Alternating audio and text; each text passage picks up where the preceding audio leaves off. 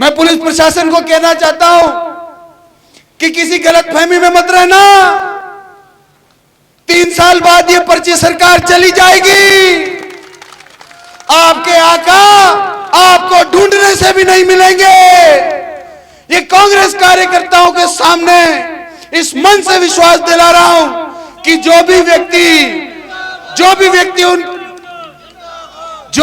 उन पाले हुए लोगों की बात में आकर उनके इशारे के ऊपर किसी भी कांग्रेस कार्यकर्ता के ऊपर अत्याचार करेगा, उनका तेल निकाल दिया जाएगा, तेल निकाल दिया जाएगा। पूर्व मंत्री व हिंडोली विधायक अशोक चांदा ने आज एक बार फिर सरकार को किसानों की दुर्दशा के लिए जिम्मेदार ठहराया है। उन्होंने कहा कि किसान देश का अन्नदाता है, लेकिन आज वह आत्महत्या करने को मजबूर है। सरकार ने किसानों की आय दोगुनी करने का वादा किया था, लेकिन हकीकत इससे बिल्कुल उलट है।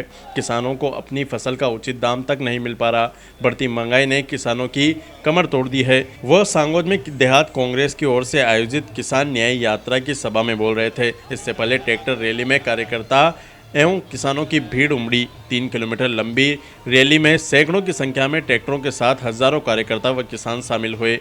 रैली के बाद एसडीएम कार्यालय के सामने सभा आयोजित हुई। सभा में पूर्व विधायक प्रहलाद गुंजल ने कहा कि प्रधानमंत्री मोदी ने आज दिन तक जो भी गारंटी दी थी वह झूठी साबित हुई है। न तो किसानों की आय दोगुनी हुई और न ही किसानों की कर्ज माफी का सपना पूरा हुआ। उन्होंने कहा कि सांगोज विधानसभा क्षेत्र में कांग्रेस कार्यकर्ताओं पर भी पुलिस प्रशासन द्वारा अत्याचार किया जा रहा है, उनको परेशान किया जा रहा है। इसको सहन नहीं किया जाएगा।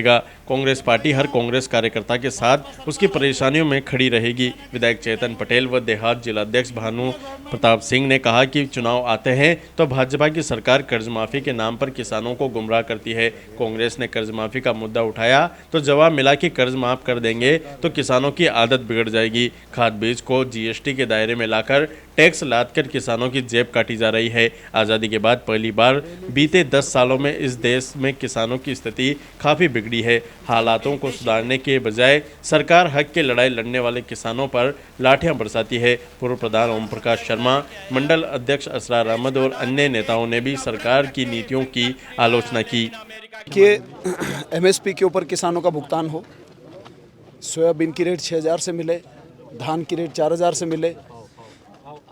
आने वाले समय में डीएपी की मांग बहुत बढ़ने वाली है, वो समय से उपलब्ध हो, बिजली समय से उपलब्ध हो। किसानों को इस सरकार के ऊपर से विश्वास उठ चुका है। गर्मियों में जो पानी की व्यवस्था रही, उसके बाद बिजली की जो अव्यवस्था रही, उससे इस सरकार के ऊपर किसानों का विश्वास उठ चुका है। किसानों को कोई उम्मीद बची नहीं है, उसीलिए समय से चेता रही है ताकि एमएसपी के ऊपर पेमेंट्स हों और समय पर खाद डीएपी की व्यवस्था हो जाए। सर, प्रशासन को आपने चेतावनी दी, पुलिस प्रशासन को, कि तेल निकाल देंगे, क्या उद्देश्य था उसके पीछे? देखिए वो कुछ विशेष टारगेट करके कांग्रेस पार्टी के कार्यकर्ताओं के ऊपर अत्याचार इस इलाके में हो रहा है। और जब मैं यहाँ आया तो मुझे ज्ञात हुआ कि इस प्रकार की कार्रवाई चल रही है, तो मैंने उनको चेताया कि आप कानून के तहत काम कीजिए, आप योजनाओं से लोगों को कैसे फ़ायदा मिल सकता है उन योजनाओं के ऊपर काम कीजिए, लेकिन लोगों को, राजनीतिक कार्यकर्ताओं को टारगेट करके अगर आपने परेशान किया तो जब वो हमारा राज आएगा, जब हम भी देख लेंगे, उसमें क्या बात है। तो प्रदर्शन कैसा रहा आज का? मैं समझता हूँ कि इतना आलीशान, आपने नंबर ऑफ़ ट्रैक्टर्स देखे, कई किलोमीटर तक ट्रैक्टरों की रैली थी है। और मैं समझता हूँ कि सांगोद के इलाके के किसानों की और यहाँ की कांग्रेस के नेतृत्व की, भाई भानु बना की, इन सब की जो मेहनत है वो आज कामयाब हुई है। उद्देश्य ये ऊर्जा मंत्री जी का गृह जिला है, उनकी विधानसभा ही है। स्थिति कितनी बुरी है आपसे और हमसे छुपी नहीं है।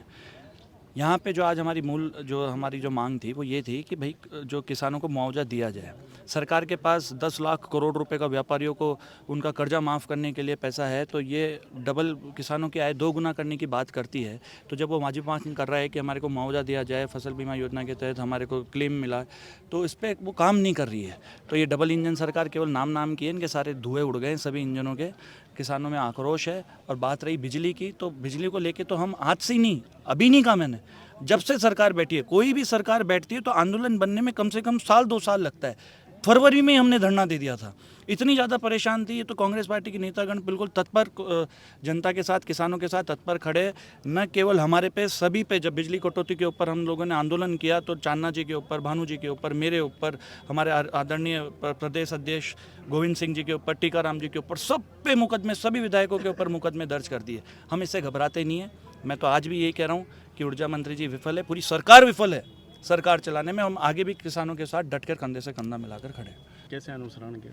सत्य के मार्ग पे चलना चाहिए। वो जिस तरीके से निडर होके किसानों के लिए हमेशा तैयार रहते थे, चाहे फिर वो चंपारण सत्याग्रह हो, चाहे खेड़ा सत्याग्रह हो, उनसे सीख लेना चाहिए। और गांधी जी क्यों, बल्कि हमारे जो पूर्व प्रधानमंत्री श्री लाल बहादुर शास्त्री जी जो थे, जय जवान जय किसान का उन्होंने नारा दिया, ये महान पुरुष है। आज ये तो हमारा सौभाग्य है कि हमें को इस अवसर पर, इस जयंती पे इन्होंने बहुत अच्छा, आदरणीय भानु प्रताप जी ने बहुत अच्छा आयोजन रखा, जिसमें हमारे को भी किसानों की आवाज़ उनके पद चिन्हों पर चलकर, इन महान पुरुषों के पद चिन्हों पर चलकर हमारे को आवाज़ बुलंद करनी पड़ी। हमारा सौभाग्य है। हाड़ौती का क्षेत्र है, इसको मिनी पंजाब कहते हैं। ये कृषि आधारित क्षेत्र है और यहाँ पे अच्छी खेती होती है, इसलिए इसको मिनी पंजाब कहते हैं। जब किसान सोयाबीन खरीदने जाता है, बीज लाता है, तो 8,000 रुपये क्विंटल उसको बीज मिलता है। जब उसकी उपज आती है तो उसको 3,000 रुपये क्विंटल में बेचना पड़ता है। धान की स्थिति देख लो आप, धान का इन्होंने 2,000-3,000 रुपये क्विंटल धान बिक रहा है, 2,200 के आसपास भाव रह गया। स्थिति बहुत ख़राब है। और हम सब जितने भी जनप्रतिनिधि हैं यहाँ, ये सब खेती से जुड़े हुए हैं, किसानों की समस्या समझते हैं। लाइटें नहीं है, क्षेत्र में कानून व्यवस्था पूरी बिगड़ी हुई है और 8-8 घंटे लाइटें कटौती होती है ट्रिपिंग के नाम पे। इन सब मुद्दों को लेके आज हम यहाँ हैं और प्रॉपर लोगों को खाद मिले। डीएपी की शॉर्टेज है और व्यापारी लोग, जो व्यापारी हैं, व्यापारियों का और इन बीजेपी के नेताओं का गठबंधन है, तो ये नैनो दे रहे हैं, साथ में नैनो किट दे रहे हैं, तो वो बंद होना चाहिए। इन सब मुद्दों को लेके आज हमने एसडीएम साहब को मांगे नहीं मानेंगी तो आगे क्या रणनीति रहेगी? आगे हम कोटा संभाग मुख्यालय में बड़ा आंदोलन करेंगे। हाड़ौती की खबरों से हर समय अपडेट रहने के लिए YouTube पर सब्सक्राइब करें हाड़ौती न्यूज़ और प्रेस करें बेल आइकन को।